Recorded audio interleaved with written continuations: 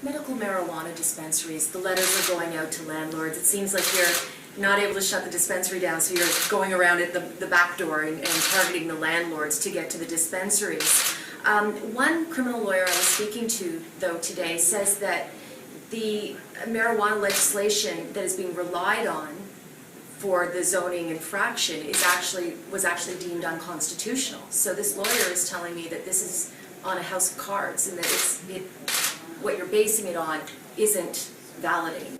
Well, first of all, to make clear, the law enforcement efforts that are taking place by the police and by the city officials are not taking place under my direction. They make their own decisions. I encourage them to look at ways in which we could make sure that there wasn't an uncontrolled proliferation of these medical marijuana dispensaries across the city. But the decisions they make as to who gets the letters, who delivers them, what day they deliver them, and what other law enforcement activities they undertake are entirely their own. And it also means, as a result, I'm not really able to comment as well on the basis upon which they're undertaking these efforts. I can't comment on the constitutionality of the law. What I will comment on is this. I stand by my position that what we cannot have, notwithstanding my support for the change to legislation to decriminalize marijuana and to certainly make sure that people who have possessions of small amounts no longer face criminal sanctions, my support for that remains unchanged. But I also believe that in the interim period until that law is passed, we cannot just have the Wild West when it comes to dispensaries cropping up on every street corner. And I think, by the way, that distinction between legalization and decriminalization is never discussed. And I think it's very important. I think a lot of people don't understand there is a big difference. Decriminalization would take the possession of marijuana out of the criminal code entirely, but it would leave simple possession as an offense, kind of like what you get a ticket for. You get a ticket and you get a fine, sort of like underage possession of alcohol. It's not a criminal offense, but it's an offense. It's still against the law. So that's decriminalization. You have no criminal record if you get one of these tickets.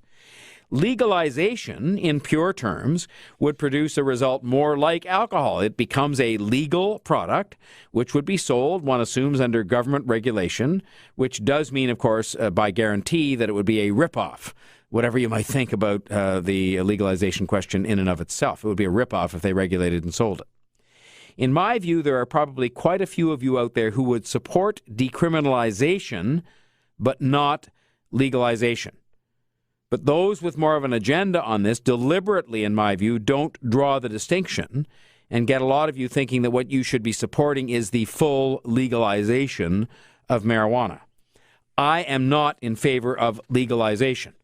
I just don't think we need to add one more substance to the list of things we will sell that are legal under government control, which affect people's state of mind. That what we cannot have, notwithstanding my support for the change to legislation to decriminalize marijuana and to certainly make sure that people who have possessions of small amounts no longer face criminal sanctions, my support for that remains unchanged. But I also believe that in the interim period until that law is passed, we cannot just have the Wild West when it comes to dispensaries cropping up on every street corner. I had two councillors today tell me that they both were informed of the first marijuana dispensary in their respective wards, not close to downtown. And all of a sudden, people are now calling them.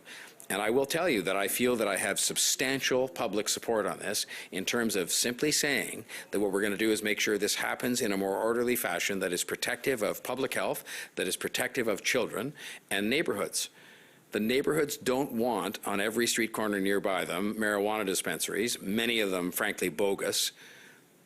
And the businesses in those strips, those retail strips, don't want their next-door neighbors in every case to be marijuana dispensaries, many of them bogus. And so it has to be dealt with as best one can. And by bogus, I simply mean this. I've said before, these are not cropping up due to a sudden increase in the number of people who are receiving bona fide medical prescriptions for medical marijuana. I mean, let's be straight about this. You know, and I think in many cases we're going to find that when you look at the law, that they're violating the laws in many other cases.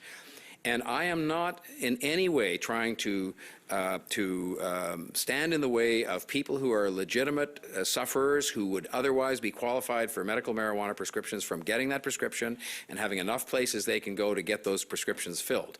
But when you go from 20 or so of these to 120 in the space of a few weeks, and when you look at how they're being operated and that they're not in compliance with the rules, I would just say that that's something that is perfectly proper for people to take a second look at, so that we manage this in a way that people expect. Patrick, does the province need to play a larger role in assisting the City of Toronto